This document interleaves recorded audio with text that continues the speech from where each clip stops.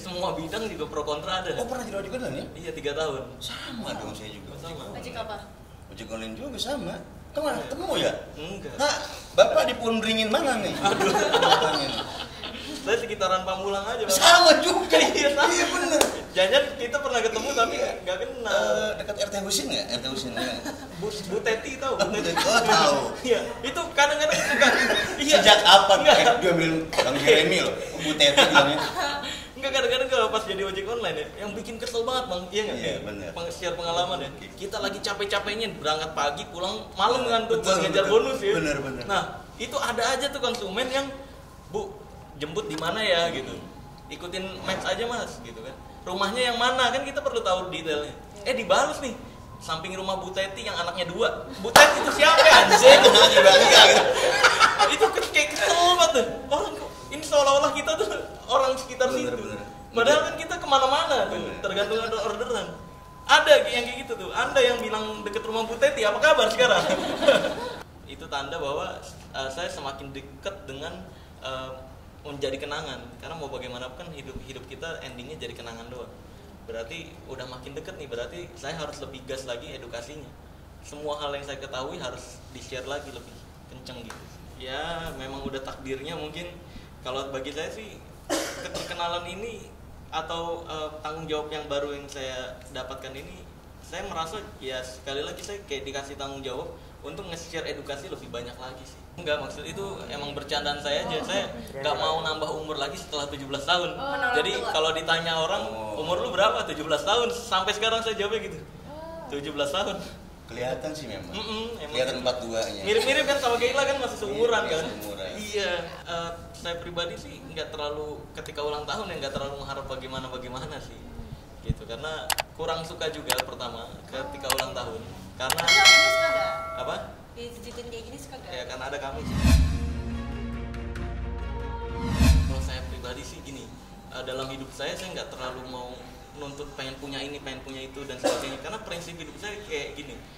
Analoginya ya, ada 2 kuda nih. Analogi saya ada 2 kuda. Jadi yang satu nih kuda yang pertama ketika diajakin balapan menang terus. Kuda yang kedua kalah terus.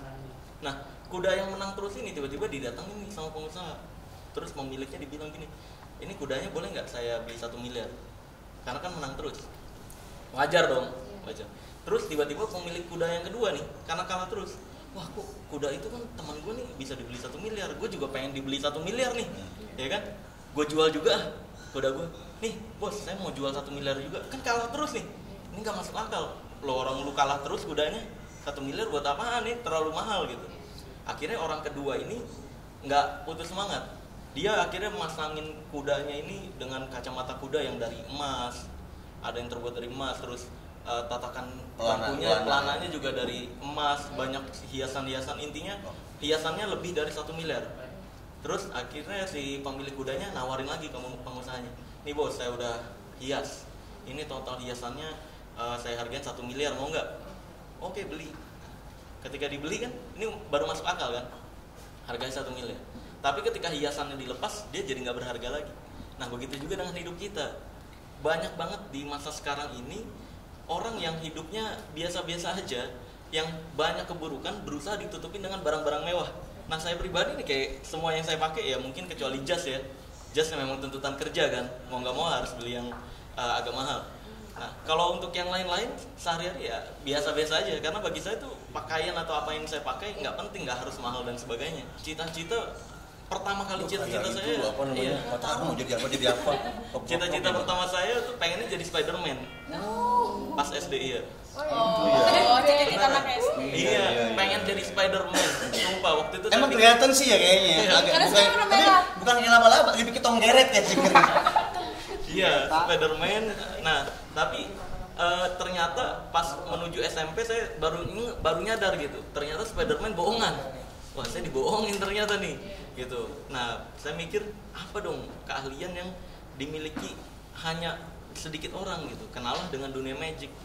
Saya mikir dunia magic nih sama lah mirip-mirip dengan kalian Spider-Man. Kalau Spider-Man keluar jaring, saya ini bisa melakukan hal yang tidak banyak orang bisa lakukan gitu. Kalau untuk cita-cita gedenya sih nggak ada sih ya. Pengennya jadi pesulap aja udah gitu. Ada sih cita-cita yang gede, Pak. Apa tuh? Cita-cita. Aduh, apanya ya? Semangat hidupnya ya, semangat hidupnya ya. Karirnya. Merasa nggak pernah bisa, nyawa itu nggak pernah bisa dipertaruhkan bagi saya kan. Jadi ketika mau pembuktian ya udah pembuktian aja, hasilnya kayak gimana, resikonya gimana ya nanti. Saya nggak pernah ngurusin, sumpah dah. Jadi ya dia mungkin kayak gitu kan biar diundang-undang banyak podcast kan, ya udah biarkan jadi rezeki untuk dia. Saya pribadi gini, saya punya prinsip gini, ketika teman-teman artis saya, teman-teman seleb saya, teman-teman netizen ada yang mereka nggak bisa bongkar, baru saya nanti yang turun tangan. Tapi selama mereka masih bisa bongkar, biarkan mereka, teman-teman artis, seleb dan netizen ini jadikan komedi. Kan selama ini masih bisa dijadikan komedi sama mereka. Ketika ada sebuah ilmu yang nggak bisa mereka jelaskan, baru nanti saya yang turun tangan. Gitu. Kalau untuk saat ini saya nggak pernah ladeni mereka. Kalau memang dari pihak Marcel mau, ya bisa terjadi. Kan pihak Marcel nggak mau, ya kan? Dan tidak ada tanggapan, gitu loh. Gitu. Malah Mas Dedi mungkin salah dengar atau apa, ada yang komporin, disangka tembak-tembakan di atas ring, begitu.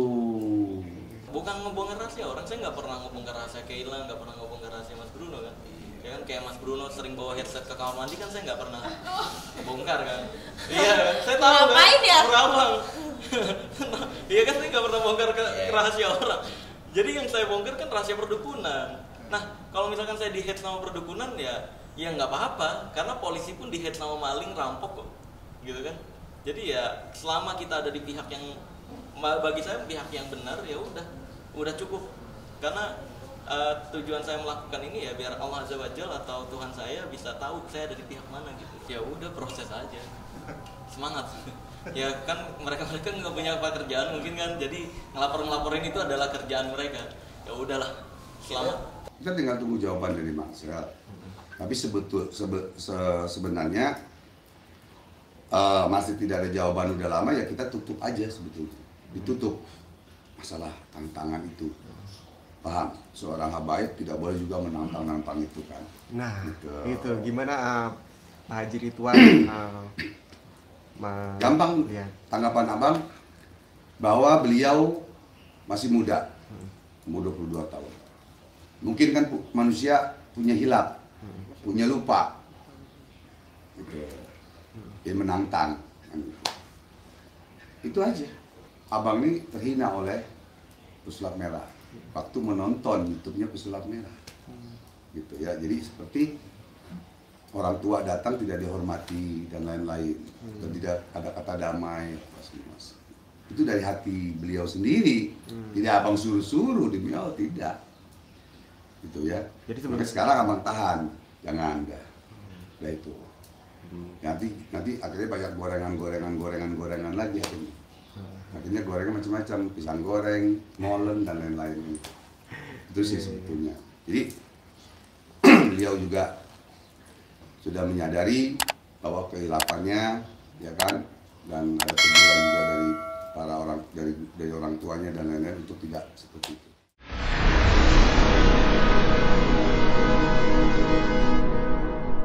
Jadi jangan lupa untuk subscribe Cumi Cumi. Ditekan ya tombol lonceng merahnya.